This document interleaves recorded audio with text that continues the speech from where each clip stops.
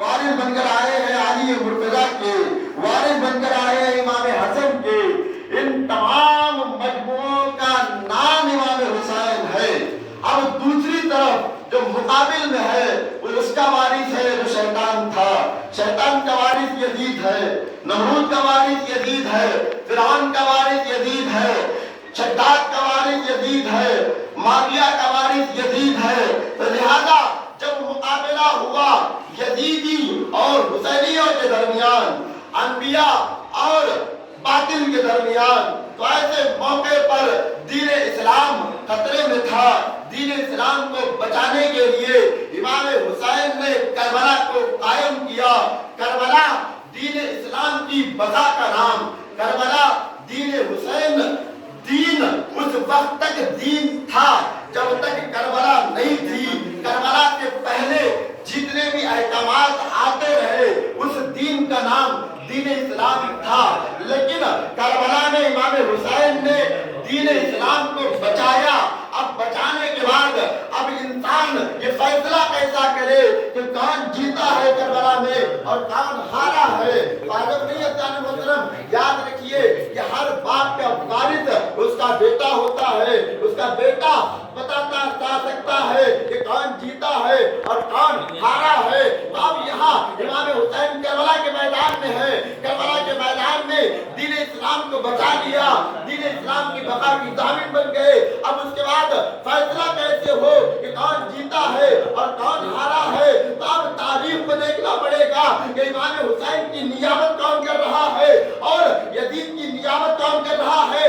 اب کون اپنے باپ کے جیت کا اعلان کر رہا ہے اور کون اپنے باپ کے ہار کا اعلان کر رہا ہے۔ تاریخ کے اوراق کو جیسے ہی پلٹا تو ہمیں ممبر رسول پر، ممبر پر آ کر حسین کا بیٹا یہ کہتا ہوا نظر آ رہا تھا، انا ابن مکہ والمنا، انا ابن زمزم والصفا، میں مکہ اور منا کا بیٹا ہوں، میں زمزم و صفا کا بیٹا ہوں، میں حسین کا بیٹا ہوں، میں حسن کا وارث ہوں، میں حسین کا وارث ہوں، میں علی کا وارث ہوں، تمام انبیاء کا وارث ہوں۔ تو لہذا یہ کہتے ہوئے نظر آ رہے تھے کہ دیکھو جو مجھے جانتا نہیں وہ جان لے کہ میں اس کا وارث ہوں، جو مینا کو افضلیت عطا کیا میں اس کا وارث ہوں، جو کعبے کو کعبہ بنایا۔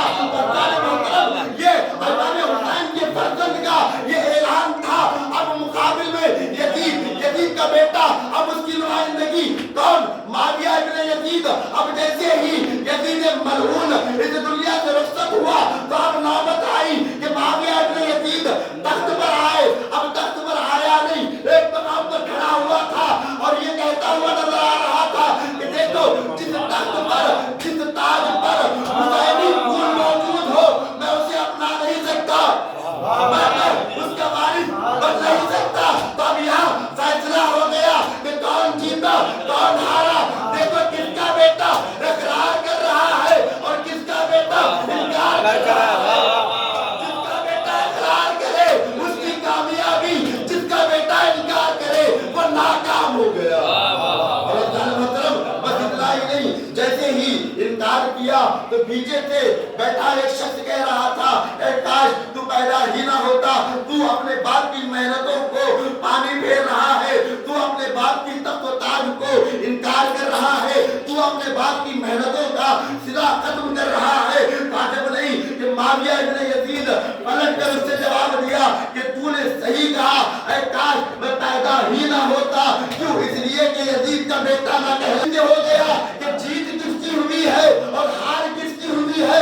جیتا وہ میں حسین، اور یہ دو کہتا ہوا نظر آ رہا تھا اے کاش میں پیدا ہی نہ ہوتا، یزید کا بیٹا نہ کہلاتا۔ اللہم صلی علی محمد یا علی محمدی یا علی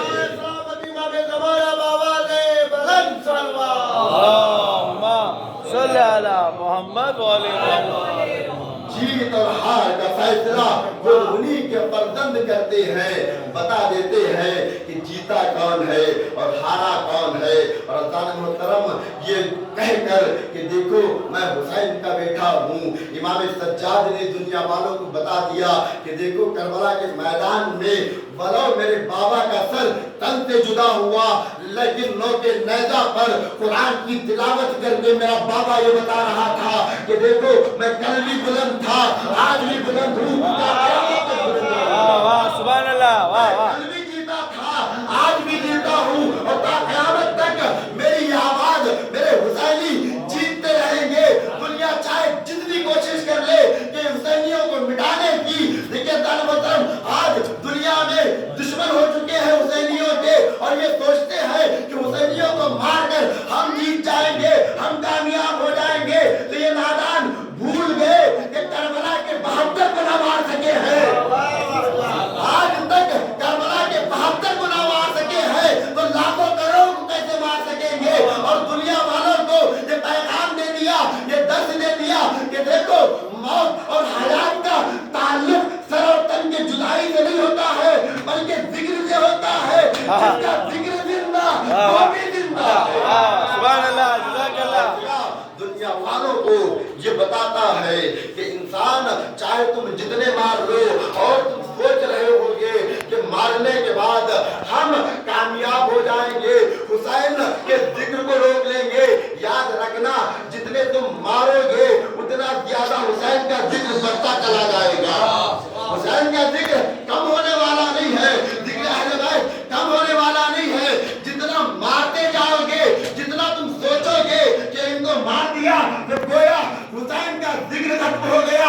اے نادان یاد رکھو کہ جتنے مرتے ہیں اتنی مجلسیں اضافہ ہوتی ہیں، سبحان اللہ، جتنی مجلسیں ہوتی ہیں اتنا ہی تذکرہ اور ذکر حسین، ذکر اہل بیت بڑھتا چلا جاتا ہے۔